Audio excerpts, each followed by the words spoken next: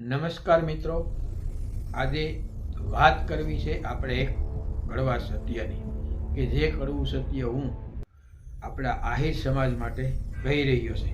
જો કોઈને ખોટું લાગે, ખરાબ લાગે તો મને માફ કરજો, પણ હવે સમય અનુસાર આ કડવું સત્ય કહેવું પડે એવો જ સમય અત્યારે આવી ગયો છે. અને એ કડવું સત્ય છે કે આપણો આહિર સમાજ ક્યારે સંગઠિત થશે. માયાભાઈ આહિરના દીકરા જયરાજની ઘટના હોય, બગદાણાની જે ઘટના થઈ એ, કે પછી આહિર સમાજની અન્ય કોઈ બાબત નહીં, પણ આપણે વાતો તો બહુ જ એકતાની કરીએ છીએ, બહુ જ મોટી ડંફાસ મારીએ છીએ, પણ જ્યારે ખાસ કરીને રાજકીય રીતે વાત કરું છું, આપણે સામાજિક રીતે, ધાર્મિક રીતે કોઈ મોટા કાર્યક્રમો કરવા હોય કે કોઈ અન્ય આયોજન કર્યું હોય તો આપણે ઘરે ઘરે જઈને કે ગામડે જઈને પ્રસાર કરીએ છીએ. ખૂબ મોટો પ્રસાર કરીને એ કાર્યક્રમો આપણે સફળ બનાવીએ છીએ અને આપણી એકતાની સાબિતી કરવાના પુરાવા આપીએ છીએ અને વાત પણ કરીએ છીએ કે અમે એક લોહિયા આહિર કે ફલાણું કે ઢીકણું. આ વાત ગર્વ સમાન છે, ખૂબ જ ગર્વ સમાન છે. પણ અત્યારનો સમય એવો છે કે દરેક ક્ષેત્રમાં રાજકીય ક્ષેત્રની જરૂર પડે છે અને રાજકીય ક્ષેત્રમાં આપણે ત્યારે સફળ થઈએ જો આપણે સંગઠિત હોઈએ.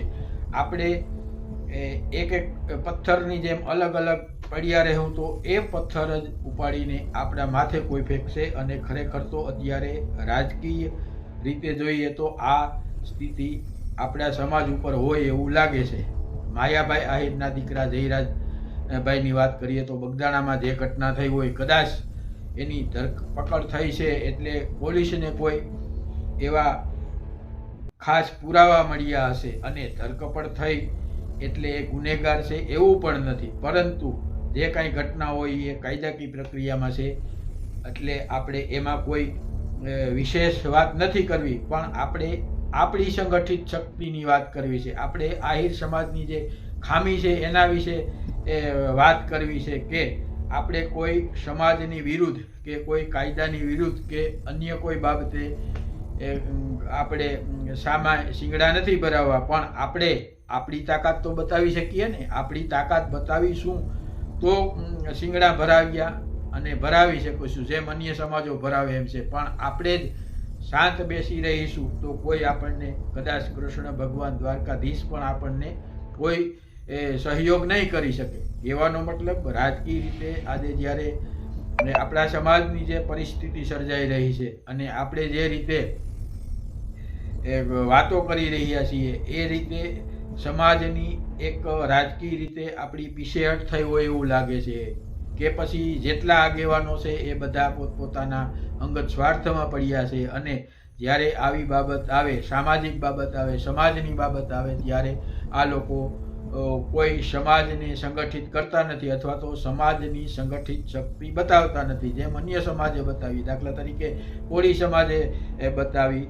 નવનીતભાઈ બાલદિયા ઉપર પણ ઘણા આક્ષેપ છે, એના ઉપર એના વિડિયા પણ બન્યા છે, ખનીજોના કરોડોના કૌભાંડના છે, પણ એ બાબત બધા શાંત છે. એ બાબત કેમ નથી ઉછળતી? અને જયરાજભાઈ આહિરની જ વાત એક જ ગાણું લઈને બધા સોશિયલ મીડિયામાં કે ગમે ત્યાં વિડીયોમાં વાત થાય છે. આ નવનીત બાલદિયાના જે ગુનેગાર છે એના ઉપર તો પોલીસ ફરિયાદ પણ થઈ શકે. એ બાબતને કેમ કોઈ ઉજાગર કરતા નથી? કહેવાનો મતલબ આપણે કોઈનો વિરોધ નથી, જે ગુનેગાર હોય એને સજા થવી જ જોઈએ. પણ જે રીતે સમાજ સંગઠિત થઈ અને રાજકીય રીતે સરકાર ઉપર કે અન્ય કોઈ ઉપર દબાણ કરવામાં આવે છે અને એ દબાણને લીધે જો આવી બધી પ્રવૃત્તિ થતી હોય રાજકીય રીતે તો ખરેખર આપણે પણ આપણી સંગઠિત તાકાત તો બતાવવી જ પડે. આપણે એવું નથી માનતા કે સંગઠિત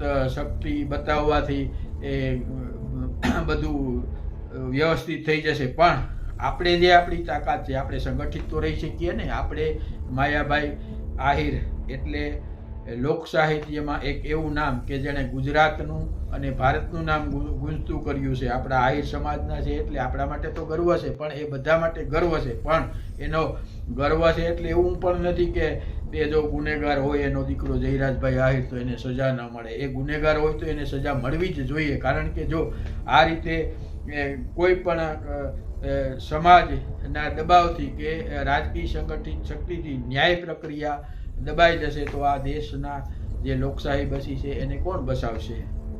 મિત્રો, દરેક પક્ષો પોતપોતાની રીતે પોતાનો સ્વાર્થ સાધતા હોય છે. આજે દરેક પક્ષમાં દરેક સમાજ રહેલો હોય છે, પણ સમાજનો મતલબ એવો નહીં કે આપણે કોઈ ખોટી રીતે બધું સંગઠિત થઈને કરી શકીએ. પણ જે રીતે પ્રેશર કરે છે તો આપણે આહિર સમાજે પણ સંગઠિત થવું જોઈએ છે. જેમ કોળી સમાજના દરેક ધારાસભ્યો, માજી ધારાસભ્યો કે ચાલુ ધારાસભ્ય થઈ કોઈ પક્ષને નેવે મૂકીને એક સંગઠિત રીતે બધા એક થયા, એ રીતે આપણા આહિર સમાજના જેટલા પણ રાજકીય આગેવાનો, સામાજિક આગેવાનો જે છે એ ક્યારે એક મંચ ઉપર એક ભેગા થશે?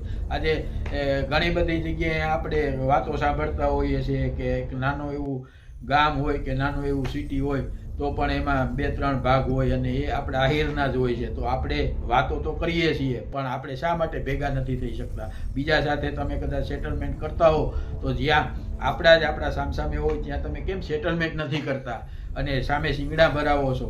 તો મિત્રો, આવી ઘણી બધી બાબતો કે આજે રાજકીય બાબતને લાગુ પડે છે, સામાજિક બાબત કે ધાર્મિક બાબત કે અન્ય કોઈ બાબત હોય, એમાં તો સમાજ પોતાની રીતે હોય છે અને જે કોઈ આયોજન કરતા હોય છે એને સાથ સહકાર પૂરેપૂરો આપે છે. ધાર્યા કરતાં પણ વધારે સપોર્ટ મળે છે. પણ આ જેટલા રાજકીય આગેવાનો છે કે અન્ય જે સમાજની વાતો લઈને જાણે કે સમાજનો ટેકો લઈને બેઠા હોય છે, ત્યારે ખરેખર સમાજમાં જ્યારે આવા પ્રસંગ બને અને કોઈ ખોટી રીતે રાજકીય પ્રેશર કે અન્ય કોઈ રીતે પ્રેશર કરતા હોય ત્યારે આપણા સમાજની પણ ખરેખર ફરજ બને છે. સમાજની એટલે કે આગેવાનોની. આગેવાનો એટલે જ આપણે સમાજ કહીએ છીએ. તો એ રાજકીય આગેવાનોએ પણ પોતાનું સંગઠન બતાવવું જોઈએ કે ભાઈ અમે પણ આહિર સમાજ સાથે છે. જે કાંઈ બનાવ બન્યો હોય, કાયદાકીય રીતે જે કાંઈ હોય, ગુનેગાર હોય તો એને સજા મળવી જોઈએ અને ગુનેગાર ન હોય તો એને એટલું બધું પ્રેશર પણ ના આવવું જોઈએ કે જેથી એનું ઘર તો મૂંઝવણમાં મુકાય પણ એની સાથે સાથે આખો સમાજ પણ વિચાર કરતો થાય એવી બાબત ન સર્જાવી જોઈએ.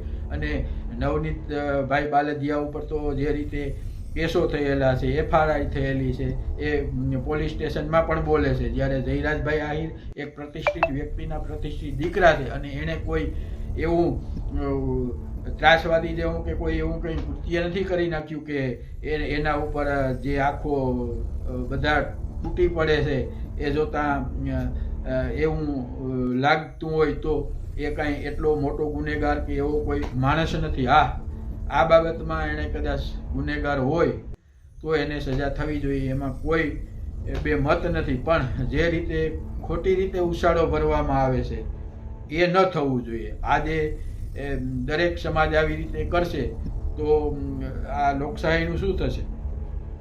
અને નવનીત બાલદિયા ઉપર જે કાંઈ કેસ છે એનું તપાસ કરવા માટે એક પટેલની દીકરીએ જે પોતાની માટીનું ખનીજનું વિડીયો બહાર પાડ્યો હતો, એનું શું થયું? એની તપાસ ન થઈ.